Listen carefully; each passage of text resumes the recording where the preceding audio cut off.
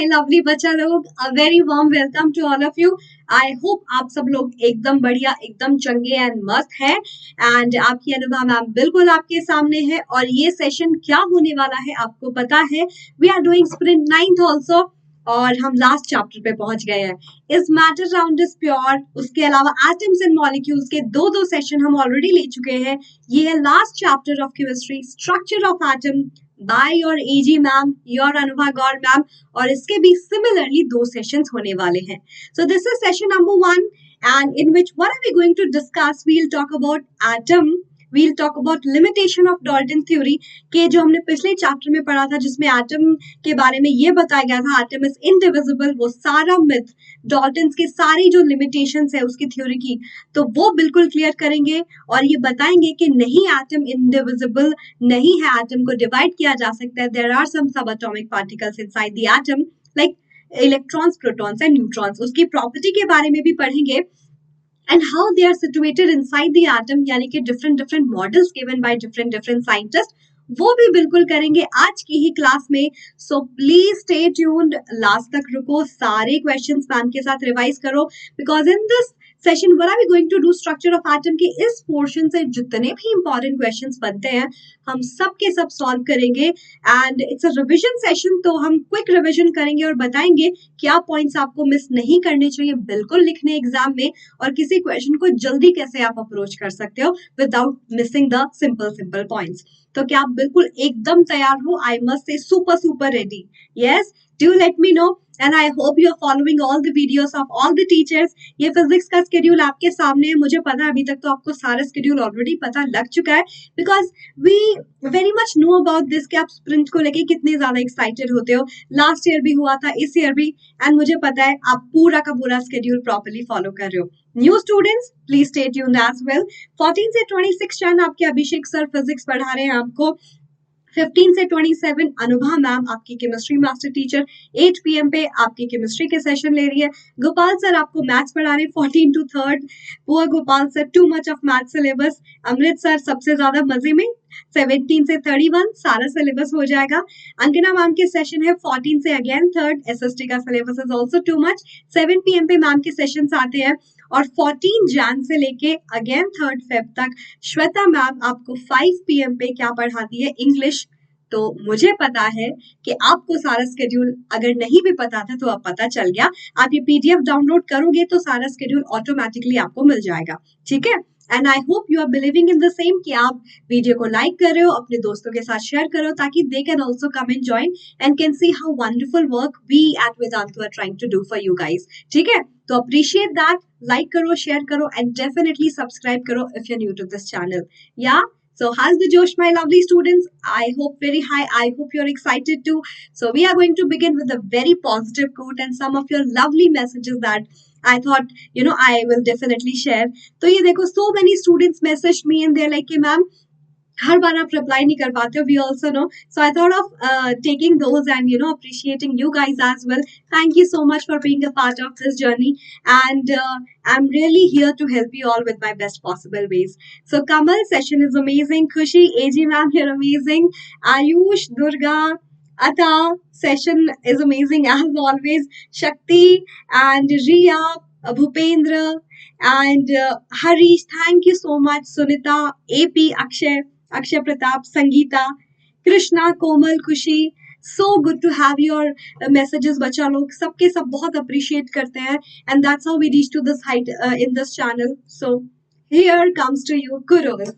Okay, let's start with a very positive quote जो है, you can't have a better tomorrow if you're thinking still about yesterday. If you're still thinking about yesterday, and I do believe in the same. I hope आप भी इस बात पे believe करते हो।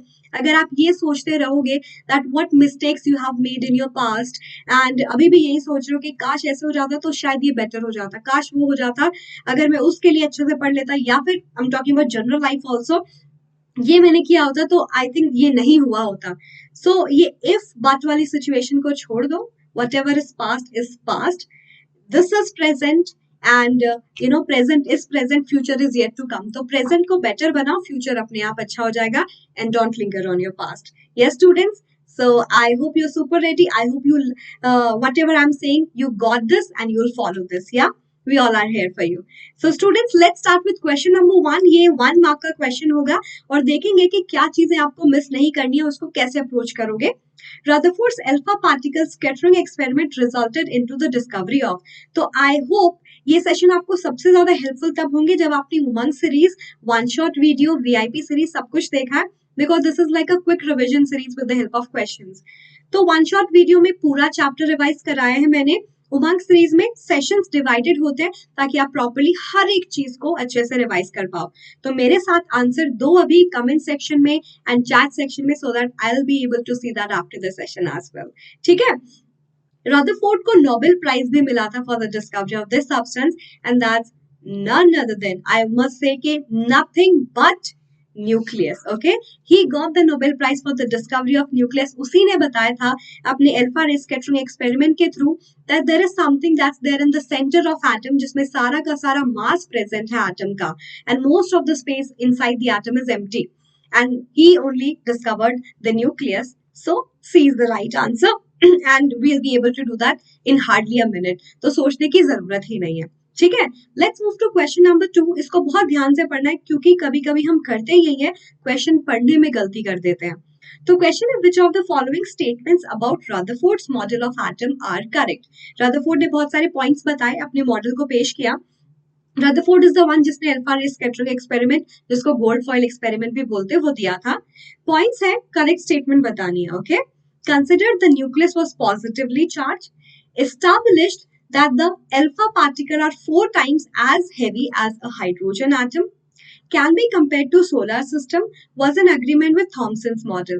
तो बिल्कुल आपको पता ही है that he is the one who told कि सारा का सारा मास जो है एटम का न्यूक्लियस में प्रेजेंट है, और अपनी थ्योरी के थ्रू उसने ये भी बताया था that helium particle which is having +2 charge, alpha particle, when coming to the atom, बहुत सारे पार्टिकल डिफ्लेक्ट हो जाते हैं एंड कुछ पार्टिकल जो है 180 डिग्री एंगल के साथ वापस अपने पाथ पे चले जाते हैं. That's only possible when the entire mass of atom is there at the centre. और mass was due to proton. ठीक है. इलेक्ट्रॉन बाहर घूम रहे थे, इलेक्ट्रॉन का मास नेग्लिजिबल. उस टाइम पे न्यूट्रॉन की डिस्कवरी हुई ही नहीं थी. So whole of the proton, सारा का सारा पॉजिटिव चार्ज उसने बोला सेंटर पे है, और उस सेंटर पार्ट को हम न्यूक्लियस बुलाएंगे. This is the very first point he told. उसने बिल्कुल इस बारे में कमेंट नहीं किया था और बनता भी नहीं था कि अल्फा पार्टिकल के चार्ज को एक्सप्लेन किया and how heavy that was as compare to hydrogen. That was a known fact at that time. Okay. Can be compare to solar system, that's generally was done by Bohr. was in agreement with Thomson's model, नहीं, उसने तो Thompson के model को disapprove किया था. Thompson ने ये बोला था कि मेरा atom is a sphere of positive charge, पूरे पे पॉजिटिव चार्ज फैला है, in which negatively charged electrons are embedded just like when you see a watermelon. आपने watermelon को कट किया, उसको ऑब्जर्व करो, that red part is telling कि वो पूरा का पूरा जो एटम है अगर ऐसा होता तो वो पॉजिटिव चार्ज वो रेड पार्ट की तरफ फैला है, एंड जैसे सीड्स एम्बेडेड है उसी तरीके से इलेक्ट्रॉन्स भी एम्बेडेड है. अगर ये बात सही होती तो whenever alpha particle were approaching towards atom, कोई भी अल्फा पार्टिकल सीधा पास नहीं कर पाता बल्कि सारे पार्टिकल वापस चले जाते, because positively charge alpha particle +2 charge alpha particle अगर इस पूरे के पूरे एटम पे पॉजिटिव चार्ज फैला है तो पॉजिटिव पॉजिटिव रिपेल करता है, सेम चार्ज रिपेल करता है, वो वापस आ जाते हैं. बट ऐसा नहीं हुआ, बल्कि 90% of the space inside the atom हमने प्रूव किया कि एम्प्टी था. रदरफोर्ड ने प्रूव किया बेसिकली, इसीलिए वो जितने भी अल्फा पार्टिकल थे वो स्ट्रेट पास कर गए. ठीक है. तो उसने एग्री नहीं किया बल्कि डिसअप्रूव कर दिया उसकी थ्योरी को. ठीक है. So the only correct point we see here is number first. So these all options are there in front of you, और आपको ऐसा लगेगा कि कोई ऑप्शन है जिसमें मैं कंफ्यूज हो रहा हूँ या हो रही हूँ, तो जब भी आप अप्रोच करो ऐसे क्वेश्चन को, कैसे जल्दी से कर पाओगे, सारे स्टेटमेंट पढ़ के उस पर राइट और रॉन्ग लगाना शुरू करो and then multiple correct answer को ऐसे चेक करो. फिर वो जो करेक्ट आंसर है उससे मैच करो कि वो A, B, C, D या फर्स्ट, सेकंड, फोर्थ, फिफ्थ में किस ऑप्शन में है. थर्ड बीच में भूल गई, या first, second, third, fourth and all. तो हमने देखा कि only first option was the one that was making sense. So here the answer is D, not this और this. Got the point? Easy था, बिल्कुल डिफिकल्ट नहीं था. तो प्लीज कंफ्यूज बिल्कुल मत होना बच्चा लोग. ठीक है. चलो आगे बढ़ते हैं. Question number 3. ये क्वेश्चन भी 1 मार्क का है. स्टेटमेंट बहुत बड़ी है बट ट्रस्ट मी बहुत इजी क्वेश्चन है. जरा देखते हैं.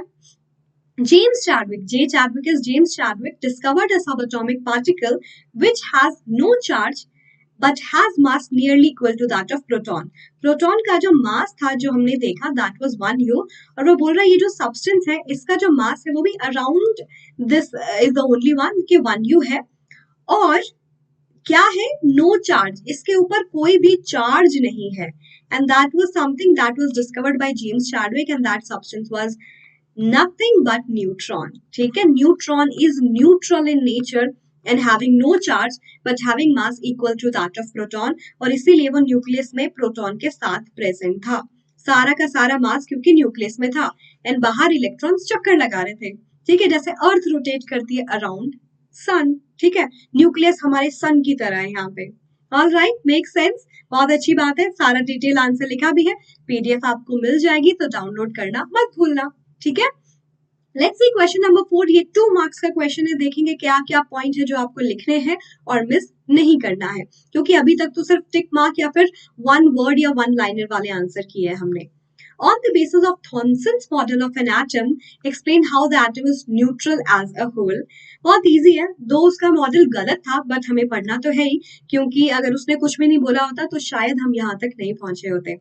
तो according to Thomson's model, what he said that my atom is a sphere of entirely positive charge in which negatively charged electrons are embedded. तो उसने कैसे बताया एटम न्यूट्रल है, उसने बोला that the magnitude here of positive charge, आप 1 से 2 line में एक्सप्लेन करोगे what he said, and then फिर नेक्स्ट लाइन में लिखोगे the magnitude of positive, according to him the magnitude of positive charge is equal to the magnitude of negative charge that was scattered, and if positive charge and negative charge magnitude is same, that means my atom is neutral. So he explained the electrical neutrality of atom and told that atom is neutral.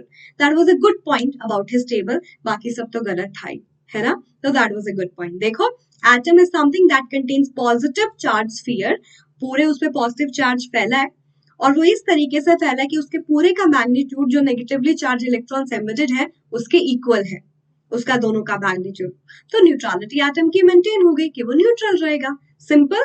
तो इसी आसानी के साथ आपको explain करना है, कोई भी इंपॉर्टेंट पॉइंट मिस मत करना वरना टीचर मार्क्स काट लेगा, ठीक है, और ऐसा नहीं चाहिए हमें, या so before moving ahead just going to tell you some small information, especially for the ones जो पहली बार ये सेशन देख रहे हैं, कि आप वेदांतु के वेव प्लेटफॉर्म पे, खुद के प्लेटफॉर्म पे भी क्लासेस ज्वाइन कर सकते हो, that is super fun and amazing.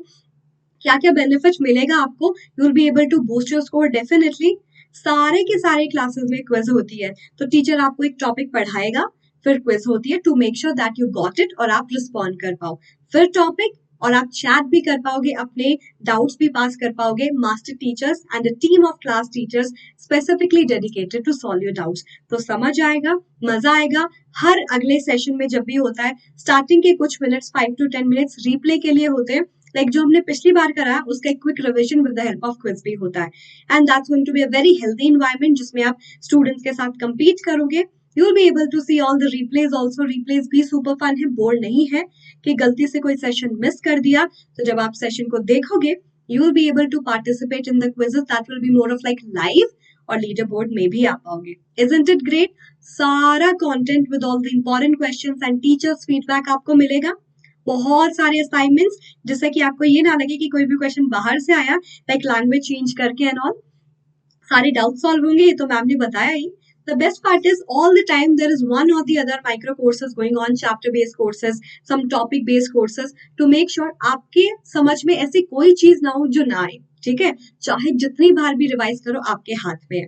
या crash courses best attraction because these are the quick revision courses that we had started, इसके थ्रू आप सब कुछ रिवाइज कर पाओगे until your exam, so this is like a golden opportunity to boost your score, और it's like a very minimum price that you have to give। अगर आपने ये कोड लगाया AGE Pro तो आपको बहुत सारा डिस्काउंट भी मिलेगा।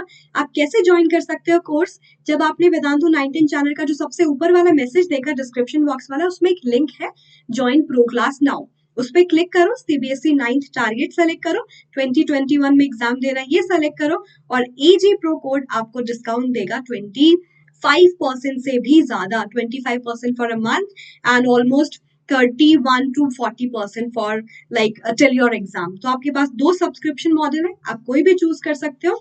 2159 for 1 month, 7200 for until your exams are going to be over। तब तक सब कुछ जितनी बार भी रिवाइज करना चाहो करो। You just have to pay 11 to 12 rupees per session if you plan it wisely and can get the maximum benefit। आपके हाथ में है, you can manage your schedule। तो AG Pro code लगाना मत भूलना, and that's definitely going to boost your score। This is a very less investment that you can have on yourself। And now you know everything, so I'm going to move ahead। Would love to see you all in my classes। बहुत amazing experience होगा, मजा आएगा, समझ आएगा। A very well interaction we are going to have as well। Yeah। Let's have question number 5। 2 marks का question है, बहुत ही सिंपल है, मैम ने ऑलरेडी आपको बता दिया है। What are the limitations of J Thomson's model of atom? And I told you J Thomson का जो मॉडल था is like a more of foodie. तो उसके मॉडल को हम वाटरमेलन मॉडल भी बुलाते हैं, उसके मॉडल को हम प्लम पुडिंग मॉडल भी बुलाते हैं। एंड उसकी लिमिटेशन क्या थी कि उसने ये बोला था that atom is a sphere of positive charge in which negatively charged electrons were emitted. But ये पार्ट स्टेबिलिटी को एक्सप्लेन नहीं कर सकता। Not going to explain the stability of atom because your atom can never be a sphere of positive charge. क्योंकि अगर ये सही होता तो बाकी के जितने model say Rutherford model, Bohr model, वो कोई भी ट्रू नहीं होते। उन्होंने डिसअप्रूव कर दिया that atom can never be a sphere of positive charge. अगर ऐसा होता तो अल्फा पार्टिकल कभी भी उस एटम से पास नहीं कर पाते। ठीक है, तो according to J Thomson's model of atom, पहले एक्सप्लेन करो उसने क्या कहा था, फिर बता दो कि कौन सी बात उसने गलत प्रूव कर दी। बाकी साइंटिस्ट ने बता दिया atom can never be a sphere of positive charge. The whole positive charge will be there at the centre of the atom. Okay, that's what we call as a nucleus. तो बहुत simple है और अच्छे से explain करो, 2 mark पूरे के पूरे मिलेंगे, कोई है नहीं जो आपके मार्क्स काट सकता है। ठीक है, तो ध्यान रखना इस बात का। क्वेश्चन नंबर 6 है, list 3 observation of the experiment perform by Rutherford for his model of atom. Rutherford का जो मॉडल था, अर्नेस्ट रदरफोर्ड का जो मॉडल था, वो यही था गोल्ड फॉइल एक्सपेरिमेंट और अल्फा रे स्कैटरिंग एक्सपेरिमेंट, जिसमें उसकी हमें देखो ध्यान देना 3 मार्क्स का क्वेश्चन है, ऑब्जर्वेशन बतानी है। तो मैं बताती हूँ, उसने गोल्ड की फॉइल ली। वाई गोल्ड ही चोज? क्योंकि उसे एक ऐसी मेटल चाहिए थी जो हैवी हो, ठीक है, ताकि जिस पे जब अल्फा पार्टिकल पड़े तो वो डिफ्लेक्ट ना हो। ऑल्सो द मोस्ट मेलिएबल, ताकि उसकी बहुत पतली सी sheet, minimum number of atoms, बहुत पतली शीट, ताकि सिंगल सिंगल एटम हो सके, आसानी से पास कर सके, थिक ना हो शीट, ये उसका पर्पस था। And gold was the most malleable metal, इसलिए गोल्ड लिया। अल्फा पार्टिकल को उससे पास कराया। अल्फा पार्टिकल क्या होता है? हीलियम का पार्टिकल विद +2 चार्ज। हीलियम के पास 2 इलेक्ट्रॉन थे जो उसने लूज कर दिए, so it's more of like helium nucleus. ठीक है, टोटल चार्ज था उस पे 4 unit, 2 proton 2 neutron, total charge is due to proton and neutron, sorry, total mass is due to proton and neutron, so 2 plus 2 4 unit was the total mass। charge is due to only proton क्योंकि electron तो है नहीं, तो +2 charge. ठीक है, ये जब heavy मास वाले सब्सटेंसेस के ऊपर डिफ्लेक्ट किए गए, यहाँ पे एक जिंक सल्फाइड की ऐसे सर्कुलर स्क्रीन थी, ऐसे बहुत बड़ी, और जिंक सल्फाइड की कोटिंग से होता क्या है, जब भी कोई चार्ज पार्टिकल उस पर टकराते हैं तो शाइन प्रोड्यूस होती है, स्किंटिलेशन प्रोड्यूस होती है, एंड वी कैन नो उसकी पोजीशन के हिसाब से कि कितने पार्टिकल्स स्ट्रेट पास किए या डिफ्लेक्ट किए हैं। और तो जब ये पास किए गए, what was the observation? The very first observation was most of the alpha particles were passed straight out of it, okay, without any deflection, almost 90%. Most of the alpha particle were passed straight out of my atoms, my gold foil. Then second observation was there were few particles that were showing deflection, like they were showing small and larger deflection. ठीक है, observation है ये, अभी मैं observation बता रही हूँ, मैं इसका रिजल्ट नहीं बता रही। The third thing that he had observe that 1 out of 12,000, 1 out of 12,000, उसको कैसे पता 12,000? क्योंकि ये मॉनिटर से जुड़ा हुआ था, जब भी शाइन थी वो प्रॉपर मॉनिटर रिकॉर्ड कर रहा था कितने पार्टिकल टकरा रहे हैं। 1 out of 12,000 is rebounding its path, जिस पाथ पे गया उसी पे वापस आ गया। ठीक है, इस बात ने प्रूव किया, बस इतने पॉइंट्स बताने, 3 पॉइंट बताए, काम खत्म। पर I am telling you the result also, ताकि आगे के क्वेश्चन में भी हेल्प मिले। उसने बोला कि उसने कंक्लूड किया most of the alpha particle were passing straight, क्योंकि एटम का most of the space is empty. ठीक है, अगर वो खाली है तो पार्टिकल सीधे पास करके उनके उसमें कोई ऑब्स्ट्रक्शन नहीं है. Then second thing that some of the particle is passing with some deflection, वो इसलिए था क्योंकि उसने बोला कि एटम का सारा चार्ज कहीं सेंटर पे छोटे से एरिया में था. तो जब ये +2 चार्ज वाले पार्टिकल अप्रोच करते हैं opposite charge repel, there is a small deflection. तो वो ये प्रूव करता है कि सारे का सारा चार्ज एटम का कहीं छोटे से एरिया में, छोटे से मास में कहीं ना कहीं सेंटर पे प्रेजेंट था. ठीक है. Third, 1 out of 12,000 deflecting its path back. Mass, जैसे मान लो आप दीवार पे बॉल फेंकते हो, वो वापस आती है. इन द सेम वे वो न्यूक्लियस में सारा का सारा मास भी प्रेजेंट है, इसलिए जब अल्फा पार्टिकल उसकी तरफ, जिसके ऊपर खुद के ऊपर 4 यूनिट का मास है, जब उसकी तरफ अप्रोच करते हैं तो वो वापस आ जाता है. तो that proves that whole of the mass and charge, positive charge of the atom is centered in the atom called as nucleus. और जो फिर उसने बाद में बोला बाकी का जो स्पेस एम्प्टी है उसमें इलेक्ट्रॉन रोटेट कर रहे होते हैं. ठीक है. So this is just the observation that you need to write. मैंने उसका रिजल्ट भी बता दिया आपको. या तो that you do not need to write, but I thought that will help you only, क्योंकि वो कुछ ना कुछ क्वेश्चंस आने ही वाले हैं. ठीक है. तो मैंने रिजल्ट भी बताया. अगला क्वेश्चन किस पे डिपेंड करता है, उसकी लिमिटेशन क्या थी. रदरफोर्ड का जो मॉडल था उसकी क्या क्या लिमिटेशन थी. Again 3 marks. लिमिटेशन उसके मॉडल की क्या थी कि वो भी एटम की स्टेबिलिटी को एक्सप्लेन नहीं कर पाया.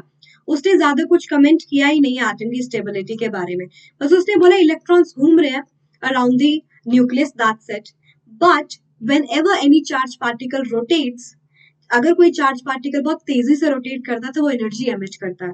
So if electrons is rotating around the nucleus bye emitting energy, it's not rotating on the same position. वो एक स्पाइरल पाथ बना के न्यूक्लियस के पास आता जा रहा है. क्यों? एनर्जी लूज कर रहा है, तो वही उसी सर्कल में नहीं घूमेगा.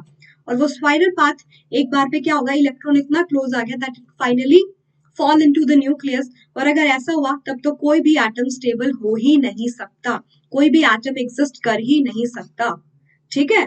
सो that was the biggest drawback. लिखा है no expected stability in the revolution of electron around a circular path, क्योंकि I told you the reason. या प्लीज इस बात को याद रखना. समझ में आया अच्छे से? चलो आगे बढ़ेंगे अब. And next is Bohr's model of atom we need to explain. That was basically the best model to understand. वो सबसे अच्छा मॉडल था उस टाइम का. आई नो उसके मॉडल में भी कुछ ना कुछ ड्रॉबैक जरूर थी, but better than all the model. 3 marks का क्वेश्चन है. आपको इसके सारे मेन पॉइंट बताने हैं. जल्दी से आप दिमाग में सोचो इन हार्डली सम सेकेंड्स क्या क्या करना है, रिकॉल करो and then try writing it out. तो सबसे पहली बात बोर मॉडल की ये थी कि उसने क्या क्या एक्सप्लेन किया, सारी चीजों को समराइज करके कुछ अच्छे पॉइंट्स दिए. सबसे पहली बात, atom has a nucleus in the centre, right, कि एटम का जो न्यूक्लियस है वो सेंटर पे प्रेजेंट है. फिर उसने बोला electron is something that's rotating around the nucleus and these electrons are rotating around the nucleus with some fix energy path.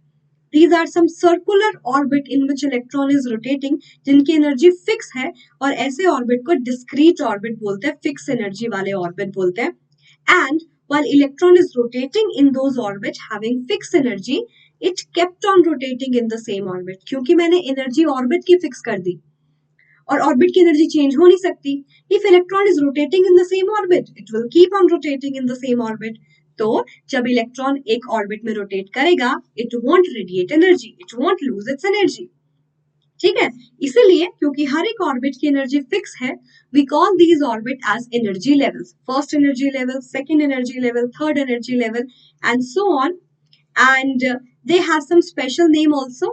हमने उनको ये स्पेशल नेम भी दिया. K shell, shell is, these are the shells also. L shell, M shell, N shell and so on.